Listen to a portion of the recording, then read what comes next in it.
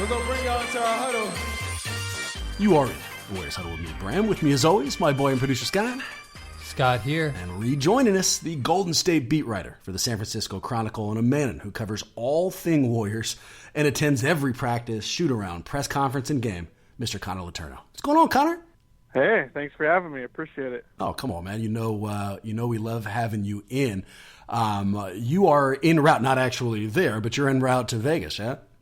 Yeah, I find out tomorrow morning for Vegas for Summer League. I'm in Portland, Oregon right now, where I'm from, chilling for 4th of July and stuff. But, yeah, I'll be in Vegas for 5 nights, so I'll be there for the first 3 games of Summer League.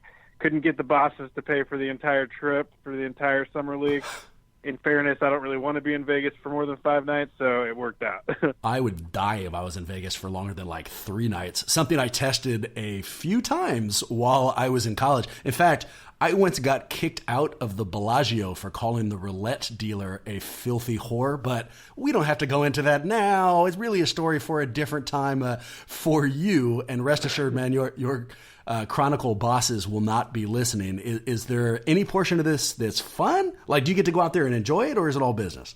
I think it's going to be pretty busy because they have availabilities every morning, and then I'll be writing main bar stories during the day, and then I'll be covering the games at night. So I think I'll be pretty busy working, but, there's always time to let loose and have a good time in Vegas, so I'm not worried about that. A piece of professional advice: do not call any dealer a filthy whore. It won't go well for you. I don't know. You don't seem like the kind of guy who would do that, you know what I mean? But if you were, you go ahead and keep that in your pocket, man.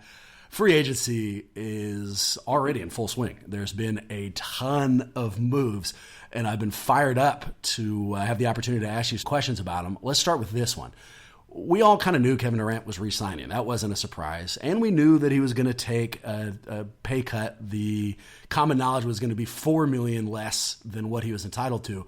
But when he signed the deal, it wasn't $4 million. He took, from what I can tell, a $9.5 million pay cut to help out the Warriors. From what you know, did that surprise Golden State's front office? Like, were they expecting this much of a deal? Or was this something they had already kind of discussed?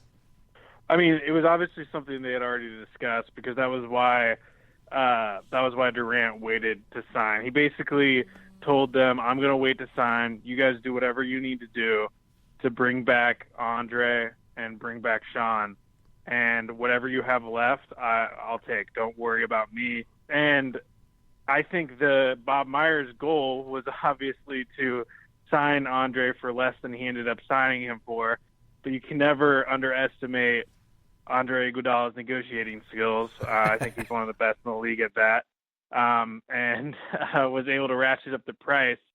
But yeah, I was personally shocked when I saw the final numbers. I shouldn't probably have been as shocked because if you'd done the math after Andre signed, that's kind of what it had to be. Yeah. So I probably shouldn't have been as shocked as I was, but it was just a really selfless act, and I think it says a lot because, I've had a lot of people say to me after he did that, "Oh, well, he's got so much money, he's got millions of dollars," and that's true, and he's got so much money in endorsements and all that kind of stuff, but it's more the symbolic gesture of it rather than the actual money. It's just there's not a lot of superstars in their prime who would even think of doing something like that. They would sign their deal and then hope that management would get it done with the other guys. But he actually had the foresight to say, "I'm going to wait to make sure you guys can do what you need to do, and then I'm going to worry about it." So that says a lot. I mean, he basically proved yet again what a great teammate he is because he essentially took money out of his pocket. He's paying Andre Iguodala and Sean Livingston, and that is a really remarkable act to do. I mean, Bram has never even taken me to a Warriors game despite the fact that he has season tickets. 1, factually incorrect. 2, we almost went to a game. It got canceled, and you still whined about it like some 4 years later. But I'll also say, just from an outside perspective, if I was a Warriors hater, this would make me so furious. I mean, like, I would be so mind-blown angry that the Warriors not only get Kevin Durant, but they get him at like a way lesser price, so they still, they get their cake and they eat it too. And as far as personality type, of course, Connor, you're right. He's making money in other places, But giving up $9.5 million. I mean, like, think about what the hell that means. I'm never going to make $9.5 million my entire life. Yeah, but look at what his Nike contract is. $300 million. So $9 million in the face of $300 million is just a drop in the bucket. And who knows? Nike may have said, "Look, we'll cover the difference. Like, we want you to be staying in the limelight, and the best way that you can do that and stay relevant is to be with Golden State and keep winning championships." They weren't kicking him off the team if he didn't take the $9.5 million reduction. They would have given this guy anything he wanted, and Nike would have had that same elite vision and knowing that he was going to get as much publicity as you could possibly get. Let me change it. Connor, let's start with you. What's your personality type, man? Would you take less money right now if it meant the Chronicle sports desk could like bring in some heavy hitters and kind of help you, or would you take the money and keep it in your pocket? Well, completely not comparable situation. Oh, you bastard, Connor. It was a great question. I mean, you could have just answered the question, assuming that it was comparable. When you're talking about someone that makes what I make, I'm struggling to live in the Bay. I live in East Oakland for a reason, so I can't afford to live anywhere else. So not really a comparable situation. But if I was a multi-millionaire and those millions weren't really going to affect my quality of life, sure, I would like to think I would do that, but you never know until you're in that situation. So I have heard it was during the playoffs, I think in Utah, after a shoot around, Durant and Draymond were talking to some reporters about money and about the quality of life that comes with their millions, and Draymond basically made a point: when you have as much money as we have, a couple $1 million isn't going to change things for you. Yeah. It's not like it's going to be the difference between buying something or not buying something, or going on that trip and not going on that trip. It's not going to affect you in a real day-to-day way.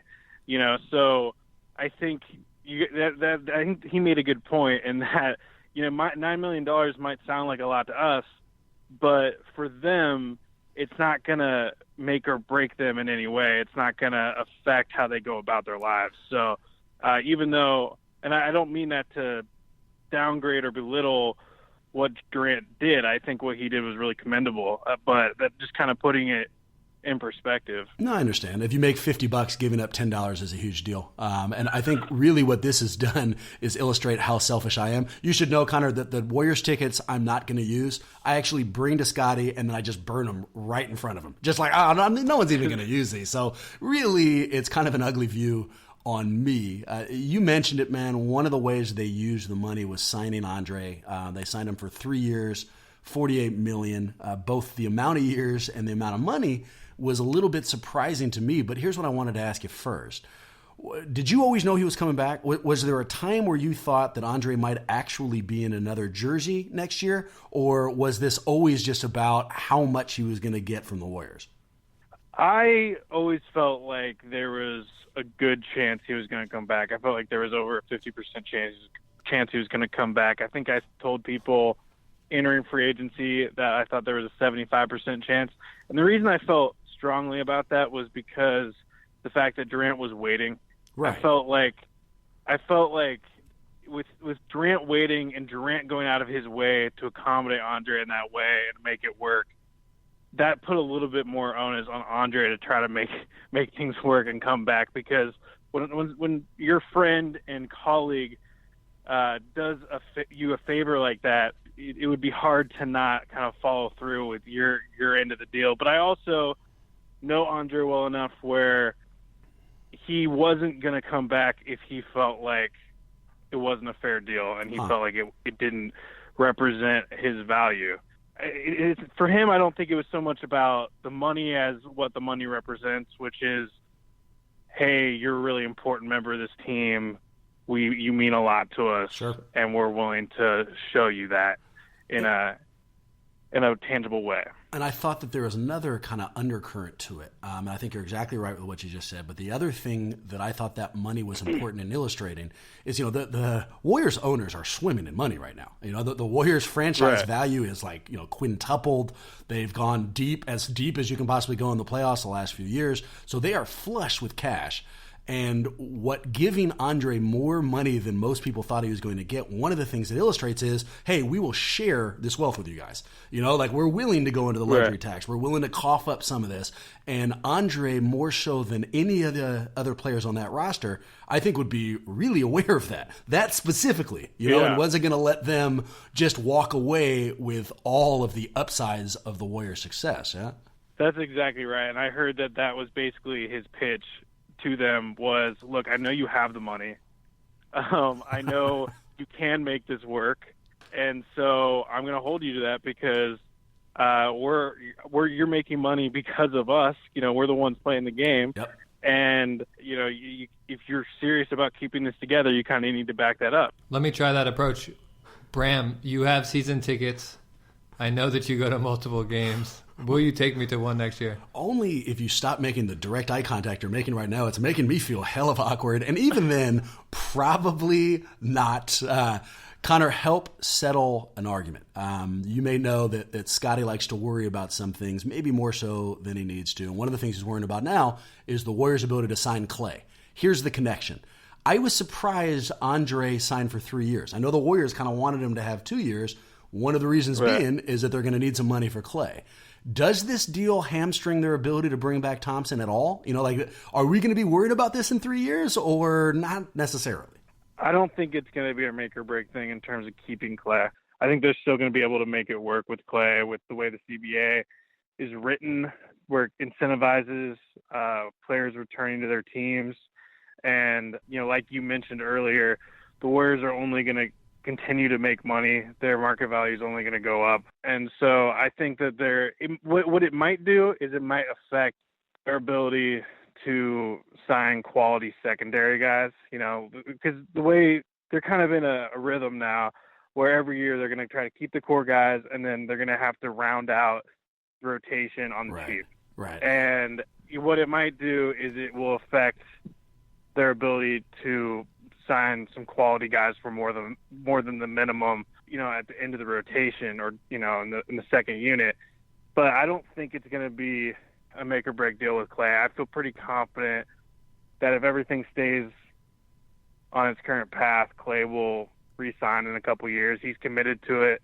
He understands that he has a lot more legacy being a part of this team than he does going and being the leading scorer for a Sacramento or a middling team. Sure. Right. So, I would be surprised if this deal with Andre really impacted that. You can't see it, but I'm currently flipping Scotty off just because I love that answer so much. So talk me through this disconnect. And I think I know the obvious answer, but let's put it on the table. On one side of the arena, we are seeing, veterans taking less money. D West is going to play for another veteran minimum. Durant's taking a $9.5 million cut. I mean, all these people specifically telling both the team and the public, I will take less money to be here. On the other side, Steph Curry just signed the most lucrative contract in the history of the sport. Now, I understand that he was playing for a huge discount. He was only playing for $11 million last year. But will that raise any eyebrows? Do you think that causes any discontent in the locker room that Steph was the one guy who wasn't taking less? Or is this so damn well deserved that it is what it is? They all understand it. I haven't heard anything, and I don't expect there to be any discontent. I think he was so underpaid the past 4 years that, I don't know if this was said, but I could see Joe Lacob and them saying, no, you have to take the Supermax. Like, you deserve it. You need it. We will be offended if you don't take it. Like, that's how underpaid he was for 4 years. Durant was in a different situation coming in last year. He's still going to make his money, in a couple of years. He's going to get the max in a couple of years regardless. So it's just a different situation. I don't think anyone ever asked him to take less money or even seriously talked about it. It's always been a question of whether or not Durant would. Sure. That's so much money, man. I just couldn't. When are any of these players going to say, I'm going to donate a percentage of my salary to a charity or to I'm sure Steph has some foundation? Because this is, it is really an absurd amount of money. Well, he probably donates a bunch of charity. We just don't hear about it, right? Or do you want that to be like part of the signing deal? Like it comes out, Steph's getting $201 million, but he says, I will take this 201, but I'm giving 50 of it to the Boys Club of Oakland or something like that. Yeah, I'd like to see that. All right, what's your personality type? I would expect Steph to donate plenty of his salary. He's involved in several, charities right now. And also that's something that NBA players will often do a lot more of when they get retired. They'll like to make their money. And then once they have it all stacked up, then they start doling it out when they have time in retirement. But, Steph is one of the more generous guys in the league. So I'm sorry, Connor, that's just not going to cut it for Scotty. He's going to have to be a little bit more public with his generosity in order for this to matter. We didn't get your opinion on it, Scott. So are you the type of player who would take less to help the team, or would you pocket it? I've always valued quality of life over monetary gain. And so I would definitely look at the situation and say, I'm having such a fun time playing here. I love living in the Bay Area. And that difference, again, like Connor said, it's not going to affect my life. And if it was, well, then you start to get into a different calculus. But the way that these guys get paid, I would just value, not having to move, like packing up boxes. Like it is a pain in the ass to move. If you've done it before, you never want to do it again. So I would just stay put. Who saw the move take coming in there? It turns out I really am the only selfish bastard on this show. I'm about to call Kevin Durant and tell him, you know what? You're worth that extra 9.5. Renegotiate that deal and get that money in your pocket. Connor, the other couple of moves that has happened since the last time we spoke is the Warriors signed a couple of, I think, really good one-year deals. The back of the rotation guys you were just kind of alluding to. One of them is Nick Swaggy P. Young, and the other is Omri Caspi. Let's take them in turn. Let's start with Swaggy P, just because I'm so entertained that he's coming onto the team. You wrote an article, man, saying that Steph and Draymond and Durant recruited Nick Young to the squad. Is that true? Yeah, they called him, reached out. Draymond actually hung out with him on. They had a meeting on Saturday, and Draymond was there, and they went out afterwards. That's where they had the Snapchat picture that you probably saw. So they were pretty active in getting him to join. And I think that meant a lot to Nick Young as someone who, doesn't have the greatest reputation in the league, to have guys like that saying, hey, we really want you on a championship team. One thing that I don't think a lot of people have really noticed or paid attention to is Swaggy P had one of the best years of his career last year. He really had a good season last year and took a pay cut to join the Warriors. He could have gotten more money elsewhere, but he took a pay cut, not a David West type pay cut, but did take a pay cut because he's tired of being on losing teams, and he wants his shot. Well, I'm not that impressed with the pay cut because they make so much money anyways that, it doesn't really have an effect. No, I'm obviously joking. You know what I immediately thought when I saw that picture on Snapchat? It was a picture of Draymond and Nick Young at a party or something somewhere, and the caption was Warriors ? And what I thought to myself was, do you remember when the NBA had a tampering rule? And you weren't allowed to call anybody, and these guys weren't allowed to interact. They've basically just banged that rule altogether. Draymond is literally out there taking pictures of him actively recruiting Nick Young, and the league is, wink and a smile, and nobody cares, which is a good idea. It's good for the entertainment of the offseason, but it seems like they just bang that thing altogether. Yeah, I thought of that too, actually. But I think, when you're a free agent now, you're truly a free agent. Yeah, right. Well, can't you do it once the free agency starts? Yeah.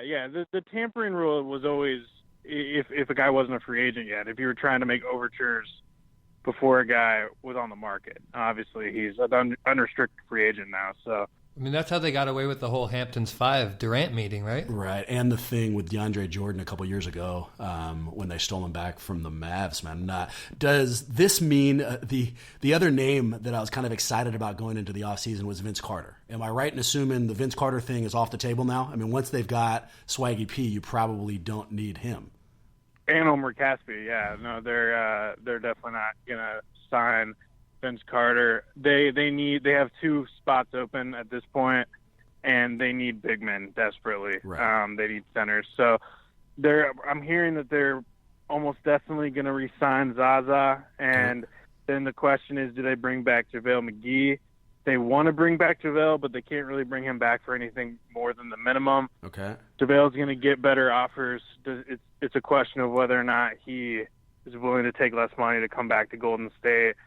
If he is not, I'm hearing they're probably going to go after Willie Reed from Miami, and they could probably get him for the minimum. And that would be, I think, a really good signing on the minimum. So then you got 15 guys. So it'll be interesting to see what happens over the next couple of days. I want to hear about Willie Reed. One last question about Swaggy P.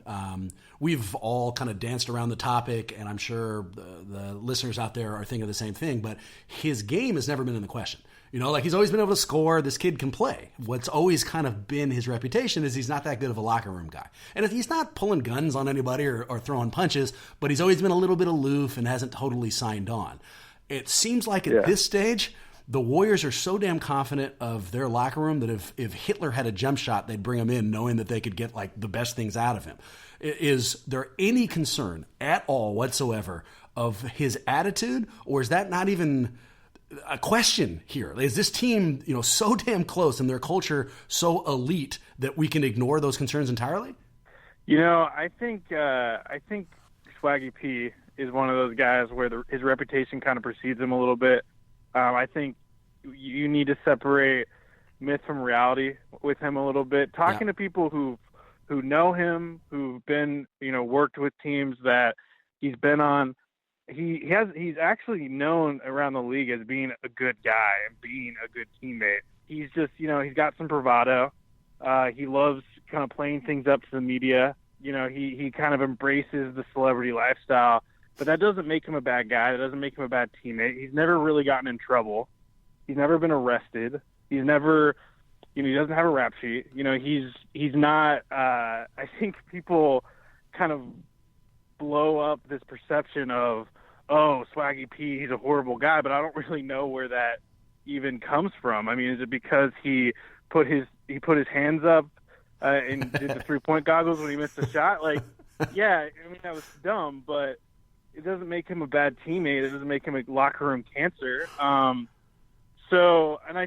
I know for a fact that Luke Walton gave a sterling recommendation on Nick Young's part when they were looking into signing him, because, Luke Walton came in obviously last year, and his career was kind of on life support. He really butted heads with Byron Scott, and he took everything Luke Walton said really seriously, started every game he played last year, shot, had really good shooting percentages, both from the field and from beyond the arc, and actually played defense. He actually played defense last season. And toward the end of the season, when the Lakers were giving up on the season and they benched him, he was a pro about that. He didn't complain. So I think they felt really comfortable. And also, he's really good friends with a lot of guys on the team, which doesn't hurt. He's tight with KD, he's tight with Draymond, and he's really tight with JaVale if JaVale comes back. So that doesn't hurt. It sounds like you don't think that my Hitler analogy was on the money. Maybe I reached a little bit far with the whole Hitler thing. Look, it was a joke I really wanted to make. The other guy, in fact, two people, give us just your quick thoughts on Omri Caspi, who I've always liked, principally because I'm Jewish, and then Willie Reed, who I know nothing about. We'll start with Omri because he's obviously definitely going to be on the team. Where do you see him fitting in? What's his role? Omri Caspi is basically taking Matt Barnes' spot on the roster. He's going to just add wing depth, and I think he's a much better player at this point in his career than Matt Barnes, and I think that's a big upgrade. I think getting him for what they were able to get him at, I think that was a really good signing. I think Caspi is an underrated player. He was on, I think, 3 teams last season, kind of bounced around, didn't get much of a shot with a couple of those teams. And I'm not really sure why. I think he can play. I think he's been a solid player most of his career. He had some really nice seasons in Sacramento. He can shoot. He's okay defensively. But getting him to replace Matt Barnes for what they were able to get him at, that's a steal. That was a great signing. Willie Reed, I really like Willie Reed. I think if you can get him for the minimum, that's a really good signing. he's kind of similar in a lot of ways to JaVale. He's a physical specimen who can run the floor and catch lobs, and I think he's actually a little bit better defensively than JaVale. So I honestly, personally, if I never tell Bob Myers what to do, but if I was in his seat, I would consider going after him over JaVale. I know they like JaVale, but JaVale probably wants more than the minimum, so I think Reed would make a lot of sense there. There you go. You're not going to hear it from a more biased source, but in this instance, I don't think I'm being biased. The Warriors, lost a single game in last year's playoffs. We're certainly one of the best teams ever assembled, and I think you can say now 2 weeks into the offseason, at least on paper, they're a better team than they were last year. Am I wrong in saying that? No, they're not, because if you go look at it player by player and look at the guys who they replaced and who they replaced them with, they got better guys. I mean, right. Omer Caspi is better than Matt Barnes and James Michael McAdoo for that matter. And I think Nick Young is a better scorer than Ian Clark right now. And then, so I think you got to be happy with what they've been able to do this offseason. I personally am shocked that they were able to bring all those guys back. I was shocked that they brought both Sean. I didn't necessarily expect them to bring both Andre and Sean back. And then on top of that, I kind of expected David West to retire, and for him to come back for what he came back on, that was nice. So people should be feeling good about what they've done. I love the urgency too. Look at the two teams who were in the finals. The Warriors win it in 5 games. The Cavs, obviously got destroyed. They go into free agency, and it's the Warriors who have this sense of urgency. They've already got this plan in place. They're moving as fast as they can. They put in deals for Omer. They put in deals for Swaggy P. On the other side of the coin, the Cavs still don't have a GM. They've apparently lowballed Chauncey Billups, and the only people they've reached deals with are Jose Calderon, I think, and then they brought back the corpse of Richard Jefferson. So, who knows where this thing ultimately goes, but right now the needle seems to be pointing in our direction. Scotty, you're our resident pessimist. Are we being too crazy here? Well, I do think we need to pour out a little liquor for McAdoo and Ian Clark, who have really just provided some great years for this Warriors organization, and I'm going to be sad to see them go. There you go. Nice things to say. The best thing I can say about McAdoo is that my wife calls him Mikado, and that always entertains me. So I will miss Mikado a lot. Hey, Connor, do you think, is Bogut in the mix at all as a potential big man? I think Bogut's career's done. I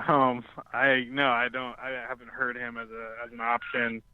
I think the list is pretty short at this point, and no, I don't see that happening. I would be surprised if he played basketball next season. That makes me kind of sad, but I think you're also probably right. It turns out, unfortunately enough, the Warriors are not the only team in the league. Neither are the Cavs. There's a few other franchises out there, and they have also been active, right? We've seen Chris Paul go to Houston. We saw Gordon Hayward go off to Boston. What move, and we'll do a full season preview at some point, so we don't have to cover it too heavily now. But of the moves that have already happened, what move sticks out to you, gentlemen? What will have the biggest impact on next year's regular season? I think Hayward to Boston was big, really big. Kind of going off what you were saying a minute ago about the underwhelming offseason that Cleveland has had and some of the turmoil they're having in their front office. Adding a guy like Gordon Hayward to Boston, you got to think that the Celtics can be a real threat to Cleveland in the East. Also, they added Tatum, who I think is a really good player out of Duke and is gonna play meaningful minutes for them. So, and then the question after that is, if they're a real threat now for Cleveland and they can potentially beat Cleveland, then what does that mean to, LeBron's future in Cleveland? So I think that was really big. I think obviously Paul George to Oklahoma City was pretty big, in the sense that they got him for a really reasonable deal. And I think that they go from, a 7 seed in the West to a top 4 seed. And then I also think that I don't know how I feel really about Houston getting Chris Paul, because part of me thinks, okay, it's Chris Paul. That's always going to be a good move. But the biggest reason why Houston was so good this year was because they had Harden running the point, and having the ball in his hands was so dynamic for them. And so now that you're taking the ball out of his hands, sure, you're putting him it in the hands of a future Hall of Famer, but how does that change things for them? Or how much better are they actually? So I don't know, but that'll be interesting.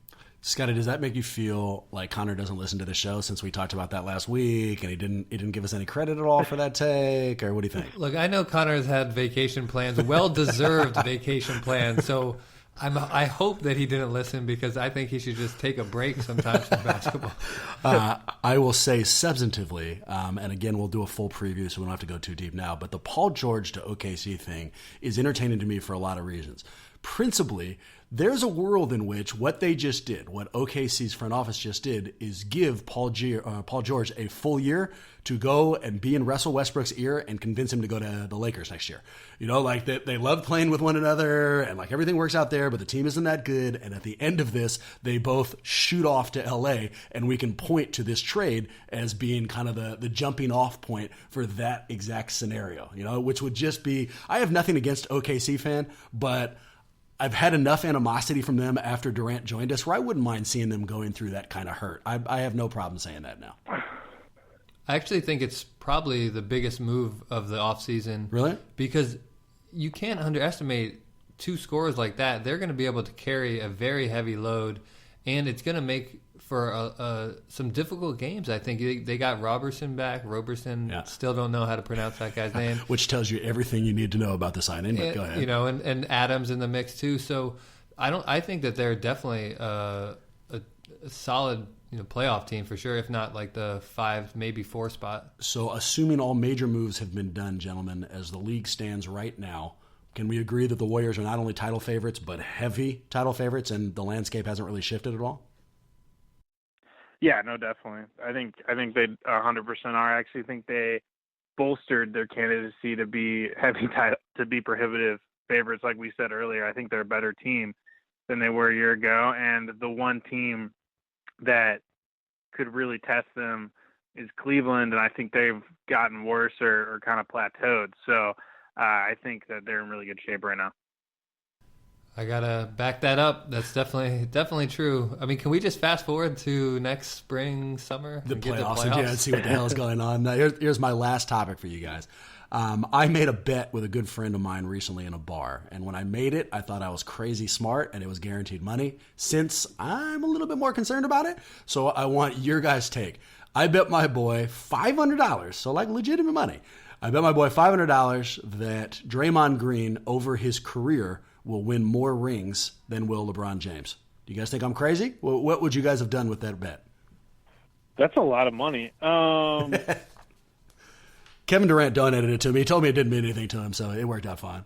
LeBron's won 3, and Draymond's won 2. Yep. And I think that's a good bet to make on your part. I think I don't see LeBron winning more than maybe one more in his career. I mean, he's already 32, and these Warriors are going to be, doing their thing for I think at least another 3 or 4 years. By that time, he's 36. I think maybe he steals one in there, but I think that's good money to place on Draymond in that situation. And so if they tie, then it's just a push? Push, yeah. Nobody gets paid anything. I think that's a solid bet to make. Yeah, because you're already only one behind to tie, so if you can feel very confident, I think you'll get a push at the least. And worst case, if like LeBron wins 2 in a row or something, I'll just cut off my friendship with this dude. You know what I mean? Like, and just kind of disappear, and maybe he'll forget. I don't know. We'll have to come out of pocket.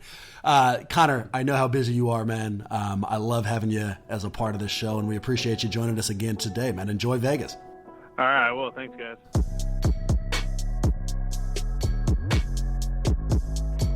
That was pretty fun, man. Remarkably optimistic. I kept waiting for you to tell me that, like, the Durant signing wasn't a good deal, or Richard Jefferson is going to have, like, some kind of a renaissance and is going to give us big problems. You're just happy now, huh?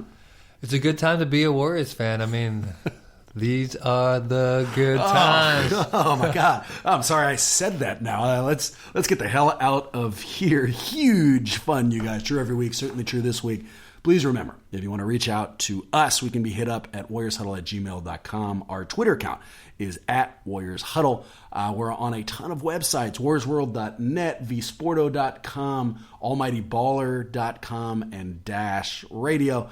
And with that in mind, go Warriors, and hopefully we'll see you in a couple weeks.